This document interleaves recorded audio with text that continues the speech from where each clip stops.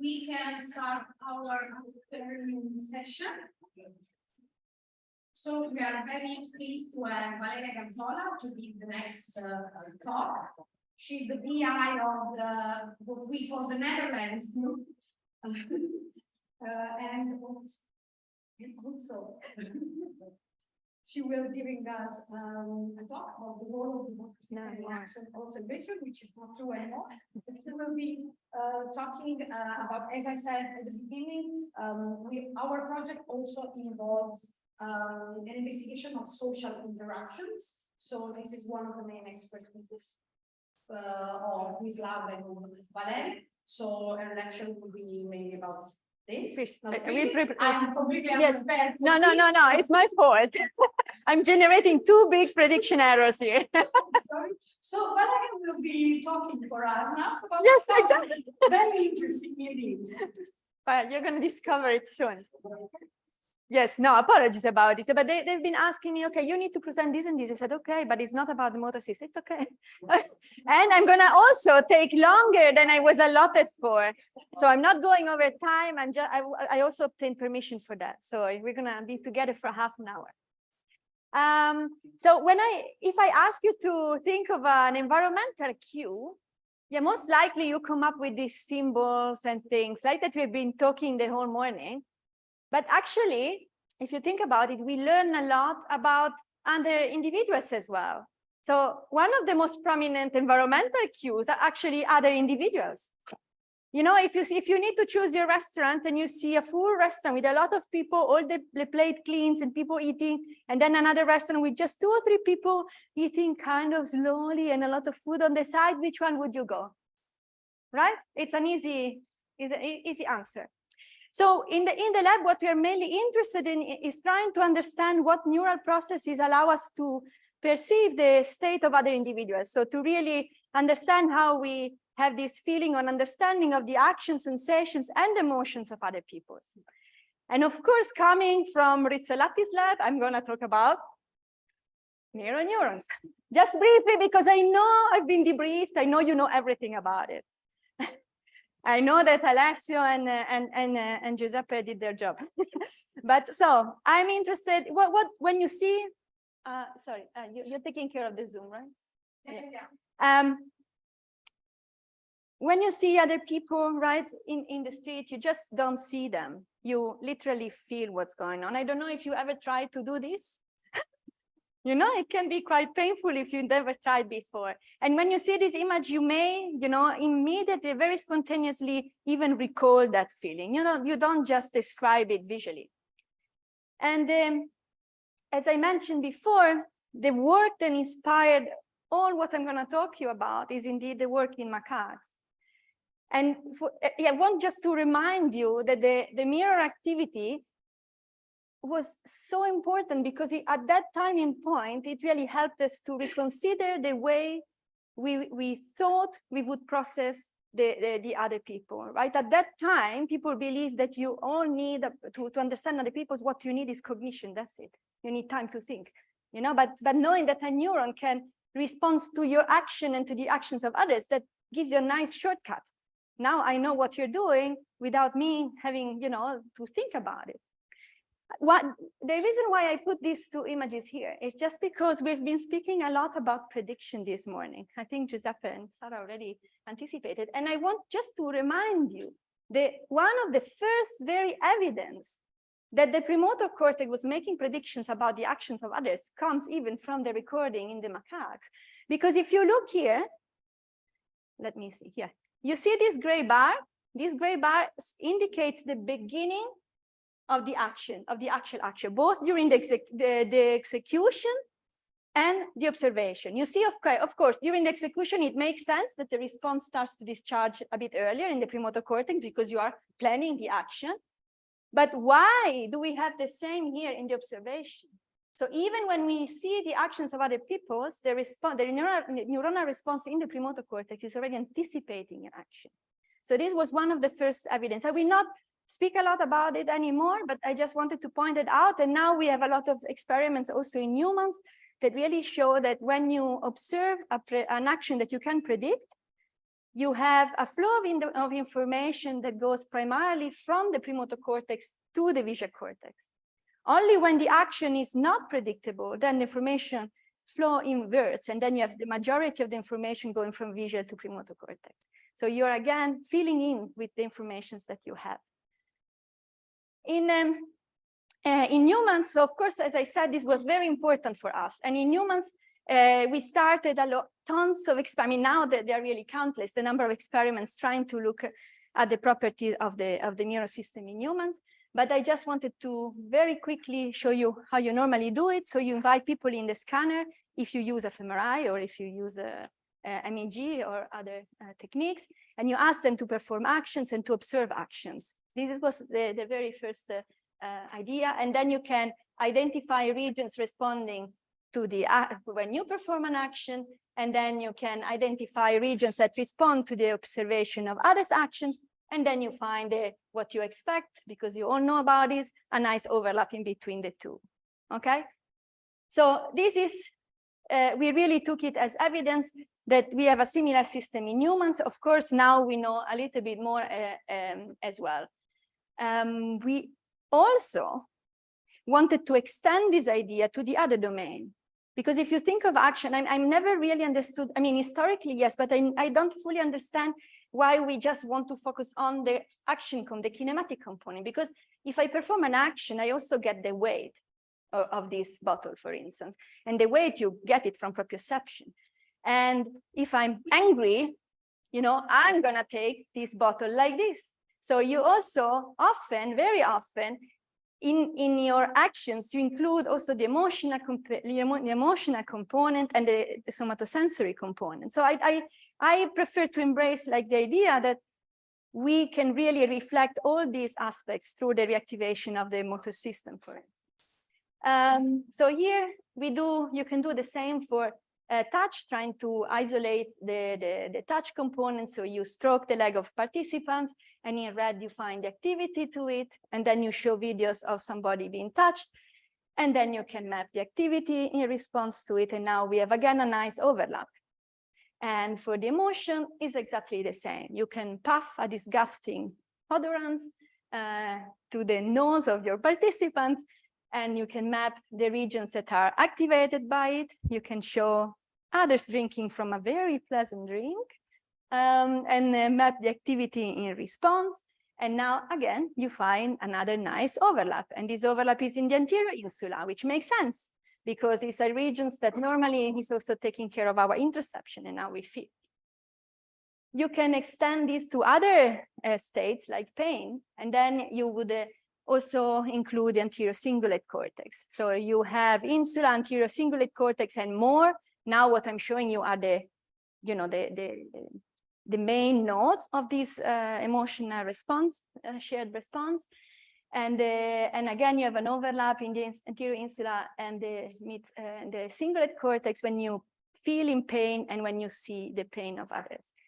So I don't like to think in boxes. So for me, it's really like one way that our brain has to operate. If I'm seeing you like this, you know, you are still, so I will not probably activate a lot of my motor cortex, but maybe the weight of my head, so I will use my somatosensory in that case to understand you better, and so far and so forth. So another set of experiments, and here just a disclaimer, I'm mainly showing our data, but you know, many other people have done wonderful work. We've seen that the activity I showed you can be modulated as well by many variables. So for instance, it can correlate with empathic measures. So if you have these pen and pencil questionnaires and you take perspective taking values of your participants when they're listening to the sound of actions, then you see that your premotor cortex, somatosensory, and so far they activate more strongly, more you can take the perspective of other people. Or you can, the amount of activity can be modulated by factor like in-group and out-group. So for instance, the anterior insula activity is stronger when you see somebody from your in-group being in pain compared to when you see somebody from an outsider. And Alessio also has nice data in this regard. And then you have also responsibility, whether you are the one causing pain to the other, increases the activity of your anterior insula as well, much more than if you are just ordered to induce pain, or if somebody else does it by itself. So because of these manipulations, people often question empathy because they say, well, it's very much biased as well, which is true. But at the same time, what we also found, if I now ask you to watch a movie all together, and I give you an instruction, I tell you, okay, now, please try to put yourself in the shoes of the main character. And then we're gonna watch it again, and this time I tell you, okay, now you're a scientist or a doctor. So now we are analyzing the emotional state of the main character, but I don't care whether you really fit, you need to be objective. So when I give you this instruction, the instruction of feeling with the main character will increase the activity within these regions, and will also increase how much our brain activity synchronizes across individuals. And while instead, if we under the task of detaching or being objective, the activity will reduce and the synchronization also across individual will reduce. So with this, I want you also to take a little bit a nicer message in the sense that these responses are very flexible, and probably they are context dependent. There are inter-individual differences, and there are other factors that can manipulate, and they create indeed biases, but you can also have control on them. So you can really cognitively or voluntarily control the amount of responses you have, and you can also see it. You have trainings, like when you do surgery the first time many people faint, right? But then you train yourself and your reaction becomes less and less, and then you're able to cope with it. I mean, if you need to go and act quickly, you do need to suppress at times these spontaneous, negative results. So you need to be able to control these responses. So I'm sure that you know a lot about fMRI. Please, can you tell me if not, because then I tell you what I assume you know. I mean, I don't want to assume, and then you say, oh, no, I didn't know. I didn't understand everything because I didn't know. So one of the main problem we have with fMRI is that, of course, our unit is 2 by 2 by 2 millimeters in our case, or it can be smaller, but still. And within this volume, you have a lot of neurons. So we have the usual problem that we don't really know what this overlap means. Does it mean that there are two separate populations of neurons, one's responding to me performing an action and one performing to one activated by observing others? And just because we look at the wrong magnifying lens, we just average the signal, and then we don't see that there are two different populations, we believe that there are one?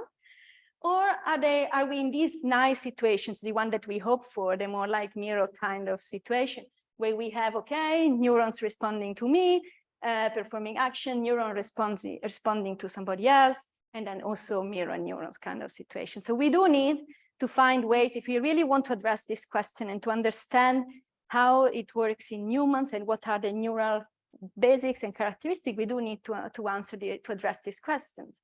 And there are many ways you can do that. One way we took on board was to work with patients that suffer from epilepsy. And of course, they are drug resistant, so they go through a period where they need to the drug is removed in order to wait for the seizure to come. And during that time, they have EEG or ECOG signal, and then you can ask them, but oh, do you want to participate in this, in an experiment? I mean, they have to be there anyway. Maybe they're a bit tired, bored, worried. Maybe they have fun doing something else. So when we do that, so we show them videos of somebody else in pain.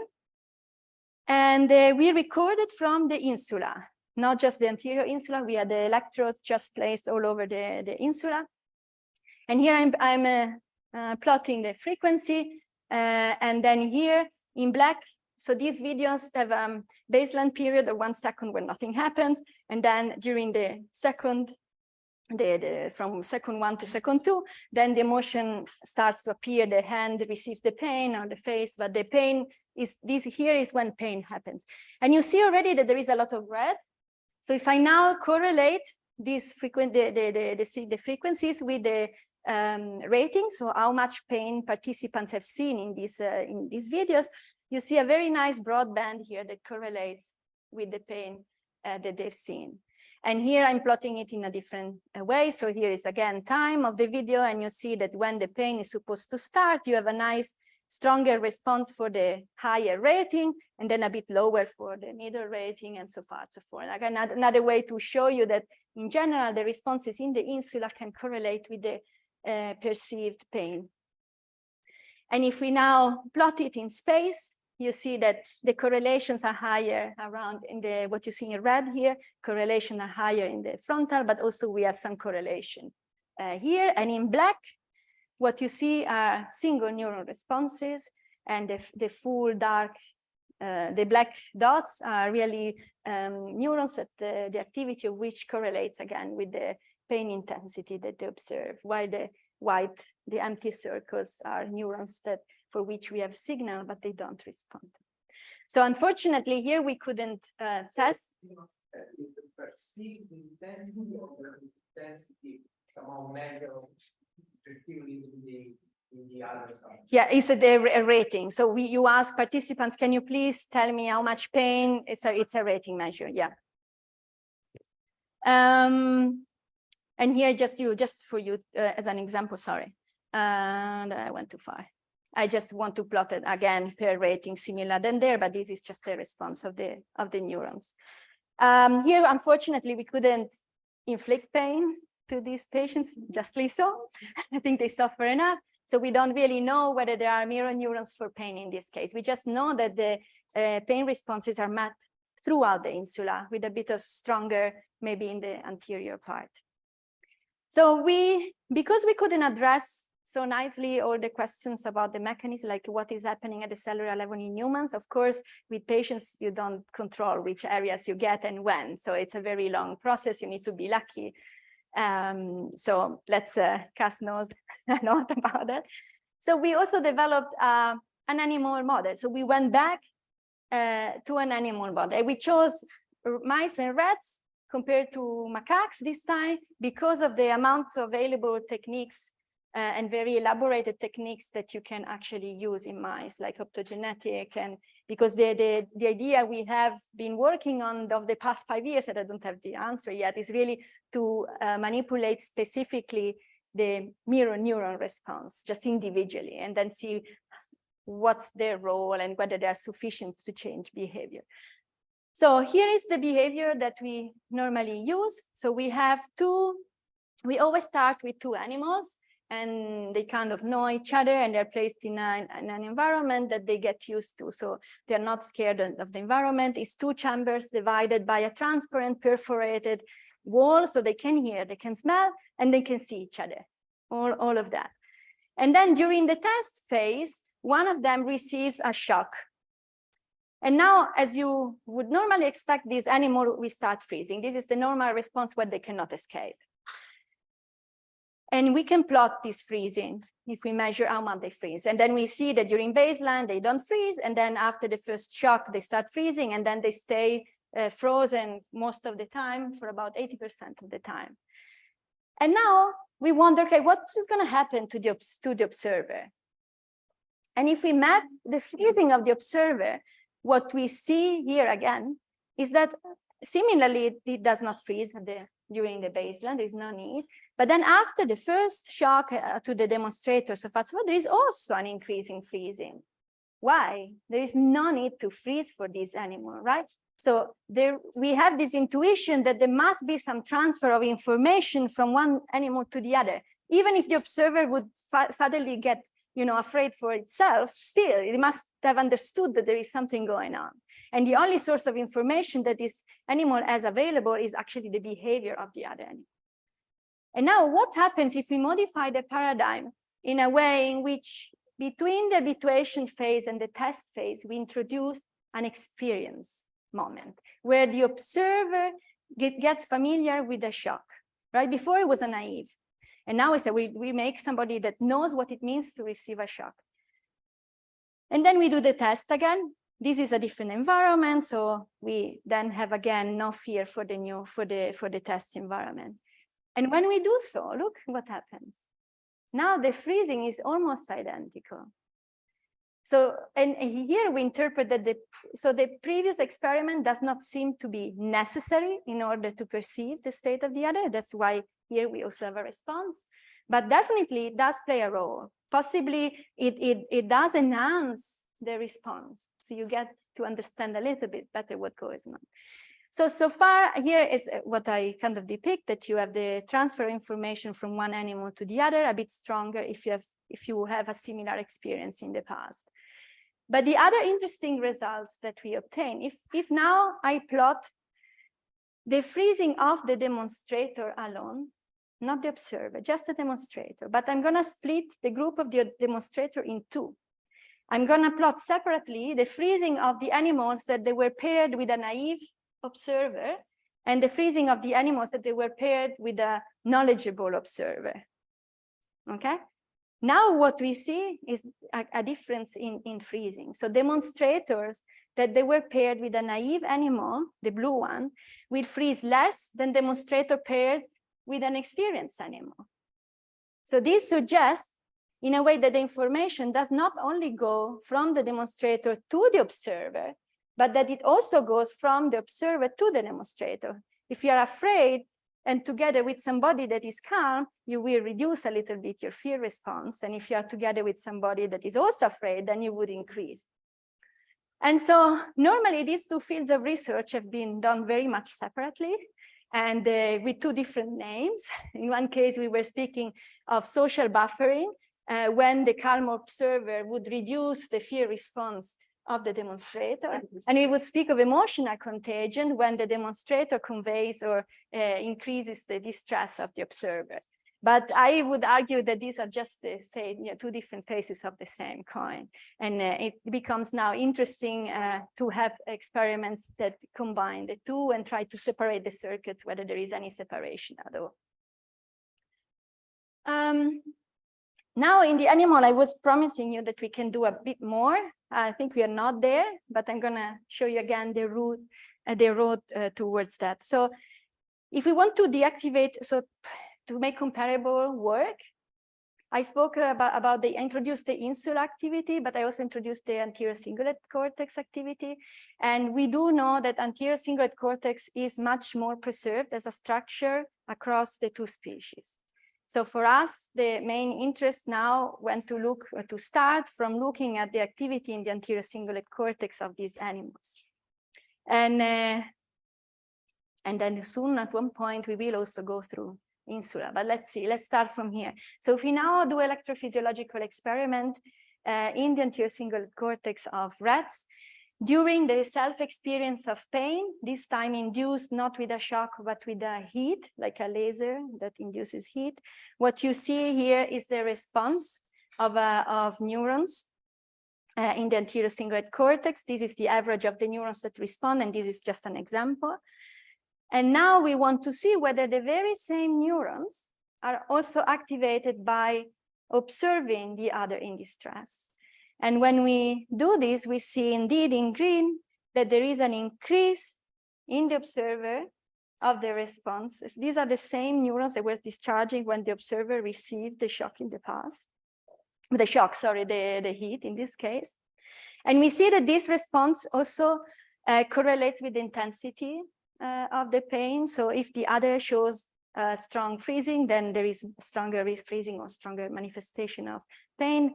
Then there is stronger response in the observer. And then if they see less, the responses are also lower. And then if you just, make the same noise that they would hear, but not shocking the demo, then you don't have response. And then we also wanted to see whether these responses were somehow specific to pain, because maybe, when you see somebody else in distress, maybe you're not just sharing the pain, maybe you just share the fear or the anxiety or the surprise. There are many things that you could share. So our first control was basically just to use a CS, a classical fear conditioning. So basically during the pre-exposure, when they received the shock here, we also paired a tone. And then during the test phase, we played back this tone. So if it was just a generalized fear of the pain, then you would expect the same responses from these neurons, right? But this was not the case. I mean, the responses to the stimulus was way, way, way lower and fewer.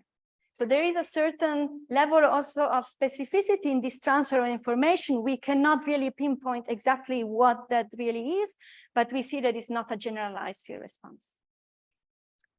Okay, so here the idea is basically that when you observe what happens to others, whether it is an action, a sensation, or an emotion, or all together, we recreate in our brain by reactivating regions that are normally involved in us doing the same action, feeling the same, which we can call like a vicarious state.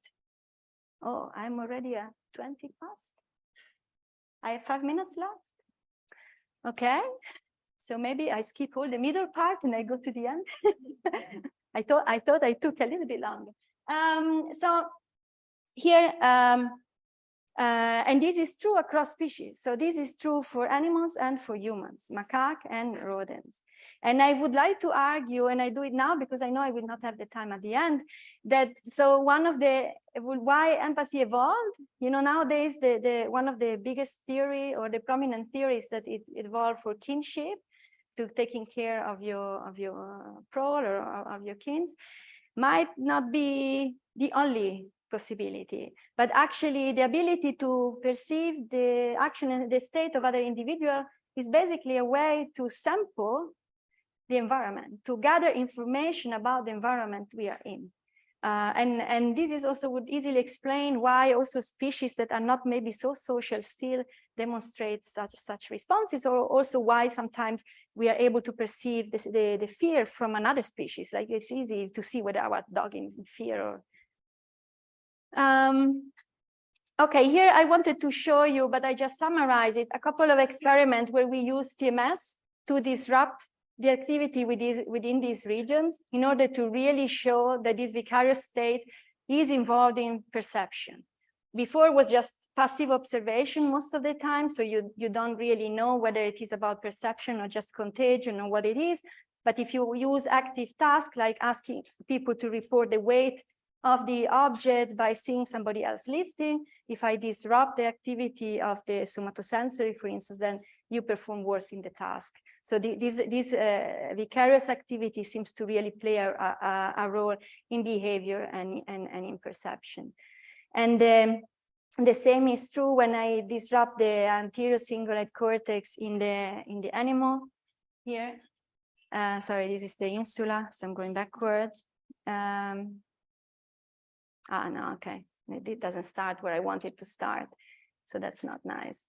And then, yeah.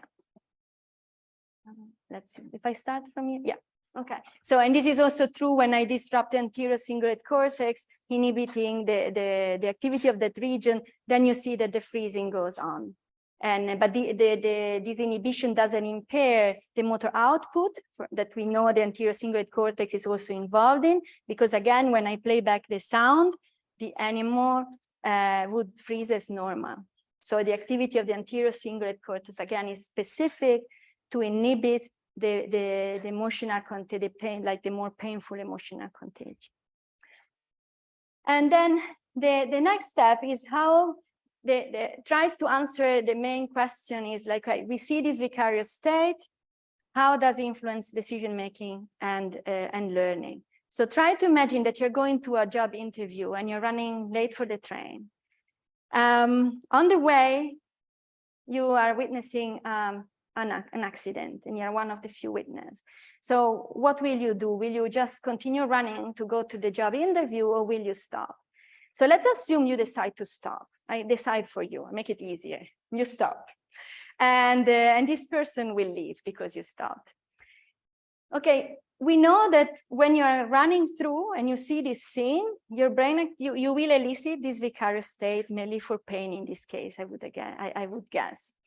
And we also know that if you, based on the previous result, that if you have been, part of an accident, if you think of the pre-exposure of the animal, then maybe this vicarious state will be even stronger. Or if you were the one causing the accident, then again, you will respond more strongly to the victim. Or if the victim was a friend of yours, you will have even more activity over there. But if you think of when you are in pain, we believe to a certain extent, we discussed with Giuseppe, maybe that's not the case, but let's see. We believe that the pain sensation that we feel could be there because we want to avoid the next time to encounter the same stimulus and be in pain again. So it really serves as a learning signal. So now we have this vicarious state of pain when we witness other people in pain. Can it be that this vicarious state is also a signal that motivates us to help and maybe to make us to decide to stop and help this person?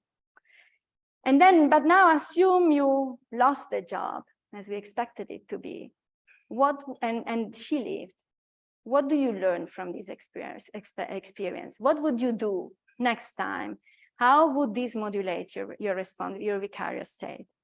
So we started to study these questions in the lab by inviting people in couples. So we have a bit of a tricky there. And for instance, Sarah and Cass will come to the office, and Sarah, you will be my participants, and Cass will be the one receiving pain. And now you will see videos of him getting pain, but I give you money. And I tell you, look, now you see how much pain how much stronger I slapped him. Now you can decide to keep all the money or to say, okay, maybe I give up some of it to make the next slap a little bit lighter. Okay. So this is the task. And we expect people, of course, to donate more as stronger, like in relation to the strength of the pain or of how much pain you see. And this was indeed the case, so the task worked. And we also know from fMRI study that when you see the origin of the pain, you also activate somatosensory regions. So now we decided to use TMS to disrupt the activity of the somatosensory, because it's nice and on top of the head, so we can do that, and see how this influences our task and your decision to help or not. And when you do that, you see that participants start to donate money more randomly. It's not that they simply reduce, but if you inhibit the somatosensory cortex, then there is this nice correlation doesn't exist anymore. And now if I want to understand whether I'm disrupting the decision phase or whether I'm disrupting, for instance, the way I perceive your pain, so what is really the role of the somatosensory there, I can change the task slightly. And now I can ask you to rate how much pain you see. And this time, sorry for the confusion, I used TDCS, not TMS, and it was an excitatory protocol instead of an inhibitory protocol. Bottom line, in this case, we still, if you interfere with the somatosensory, what you do, you actually improve this correlation. So in this case, it goes the opposite way, but simply because we used a different protocol. But the bottom line is that what it suggests is that if you perturb the activity of the somatosensory, the reason why the decision has changed, or the reason why this perturbation influences your decision seems to be a consequence of the fact that when I stimulate your somatosensory, I already perturb the way you see the stimulus. And we do a similar task in rodents. So we teach rodents to press two levers, and then one lever is harder to press than the other one. And this means that they will develop a preference for the easy lever most of the time. And now we play a trick. When they press the preferred lever, we deliver a shock to the other. What do you expect? You hope that they change lever, right? The reward is the same. They get a pellet every time they press any of this lever. And indeed they do. They do switch. But what do you notice? You want to tell me what you notice? Because this is interesting. No? You see, they go from a preference of 70% to a preference of 50%. So this suggests that they do switch, but they don't switch fully. It's just, so there is still a bias towards the preference. And the reason why I wanted to pinpoint this at you is that because I'm not sure if I have the time or not, but in the same experiment we do in humans later on, we see exactly the same behavior. So we are not that much better necessarily. We switch, but yeah, okay. And there is no difference between sexes, so like female or male.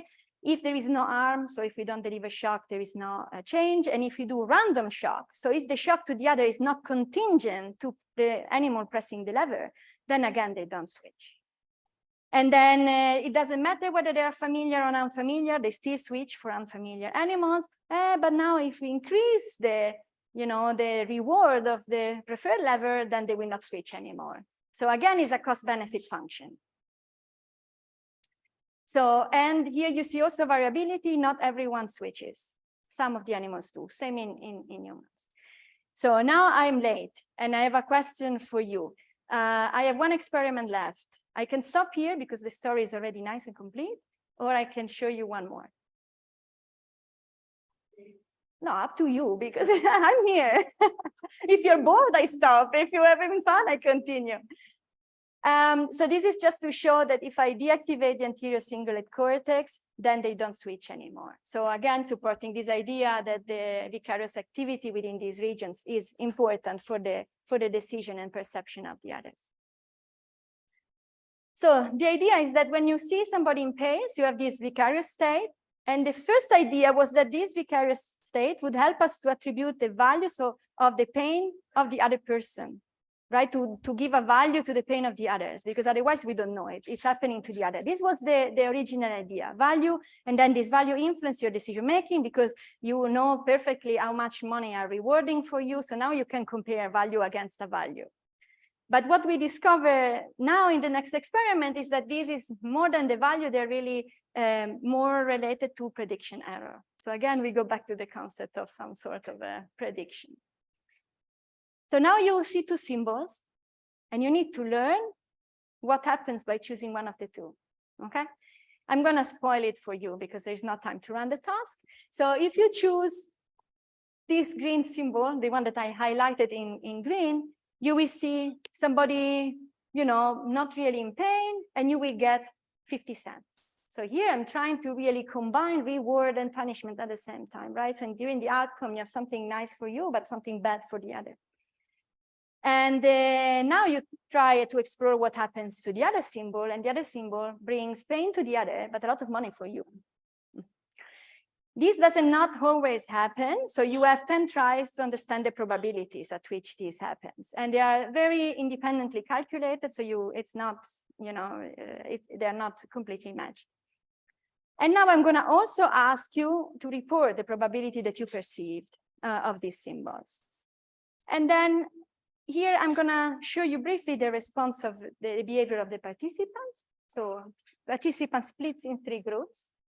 The group that after having learned, and you see in average, they take about 4 trials to learn, then they choose more often what I call the considerate symbol, the one that brings no pain and no money, and 1/3 of the participants go for the money.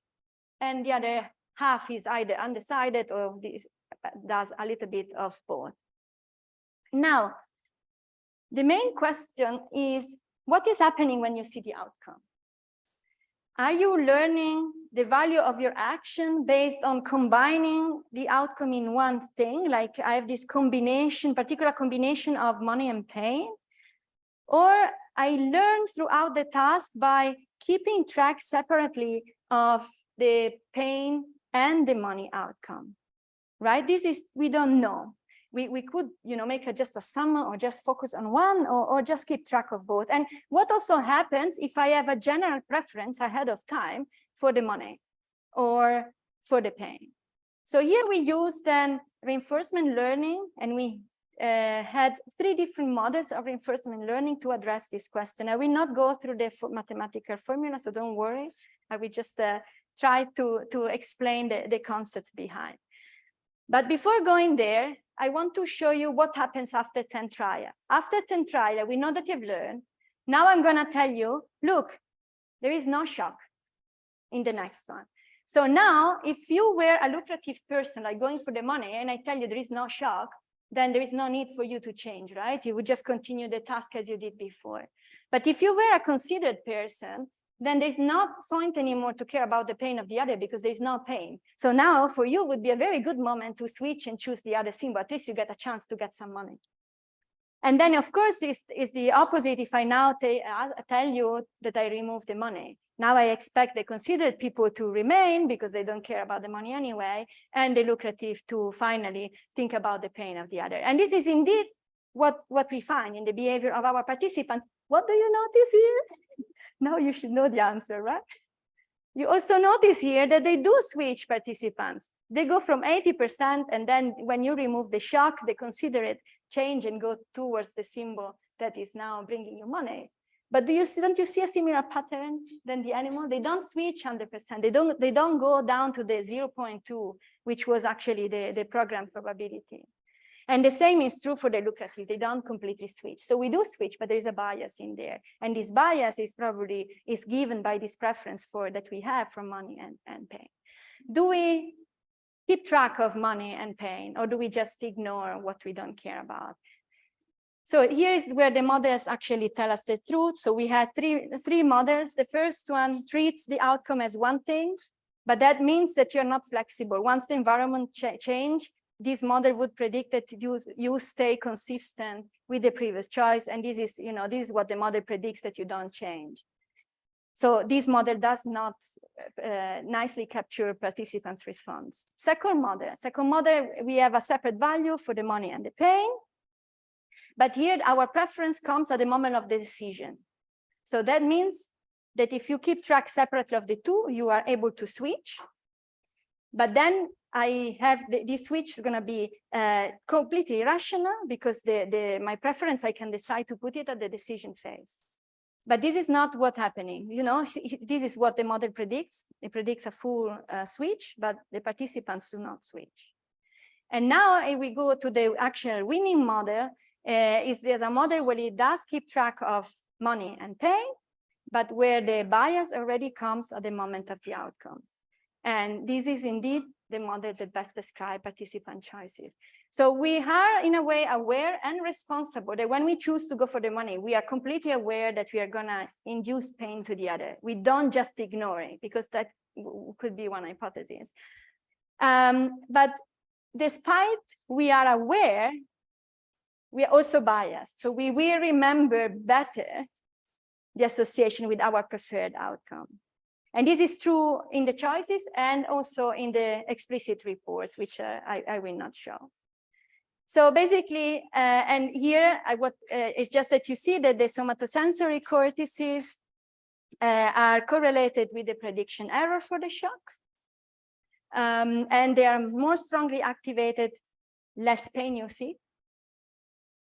And instead, you see the cingulate and part of the frontal regions correlating with the value update, so how quickly you change the value of your action. And then finally, we have the ventral prefrontal cortex that also correlates with the biased prediction error weighted by the weighting factor. So here is a little bit the new view. So basically, the anterior cingulate cortex, as I mentioned, seems to code for the value update, and the somatosensory for prediction, for the prediction shock, and instead of having hold for the value. And with this, I want to conclude, finally, sorry.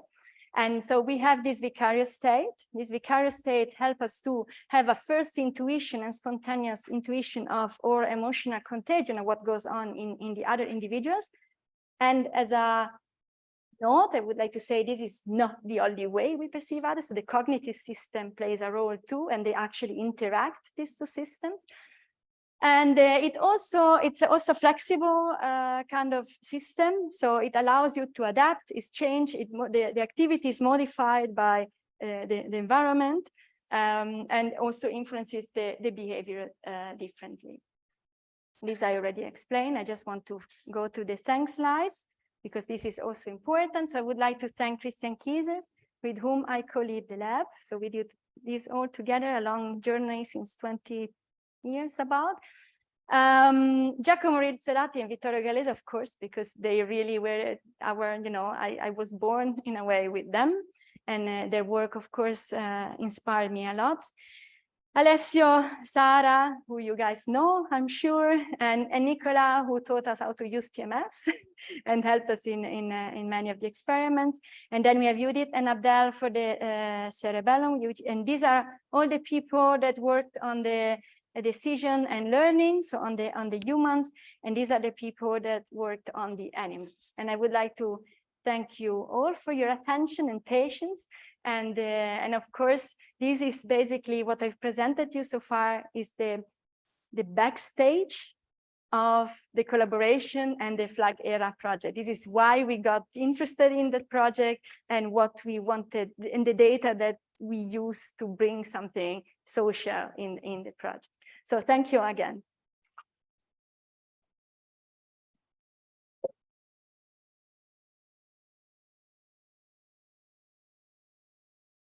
And then while we switch, if you have a question, I'm here or I'm here later, so please.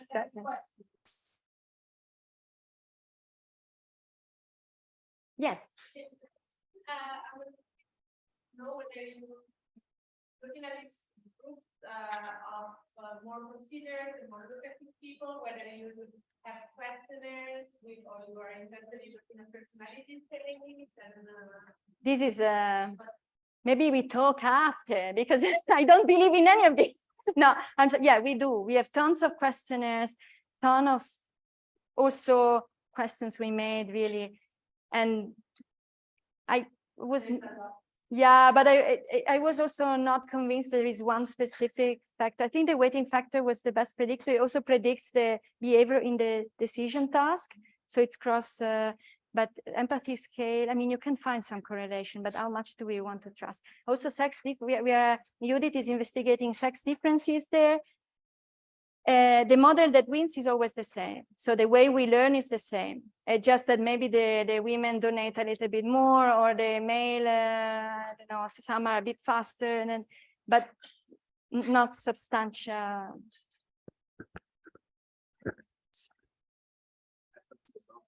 I tell you, but it's because they can do this again, but yeah.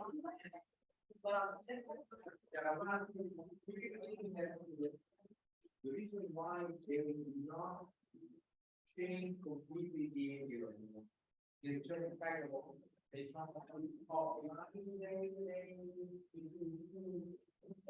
balance between That's a good question. I'm not sure I made up my mind of what it is. I think it's again more like falling okay. I'm gonna do, you know, it's a cost benefit function again, right? So I see that first of all, maybe the level of fast enough to speak, so they still maybe a little bit then during the task, maybe the first try after. But also, you know, you still want articles to express. If I can, yes. You say, okay, I'm not sweet, but you know, I'm not out of this. Maybe Valeria Gazzola. and also probably if you speak, it's not that you're going to you see a difference in the time, you see a time effect. The effect of not some kind of integration, they are two ways, slowly and they go back. And we bring back to the original. No, but they continue the task, they relearn, and then they separate. This day.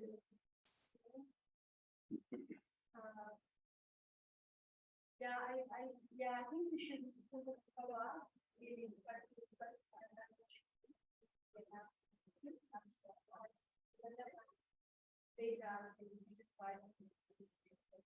was nothing that happened. Also in the before, seeing that behavior, Also, whereas in the experience, you want, you know, I think it's the same, pushing and then a lever and this will affect to pay the other. It is something very control in which they remember and something that is not taken to the other.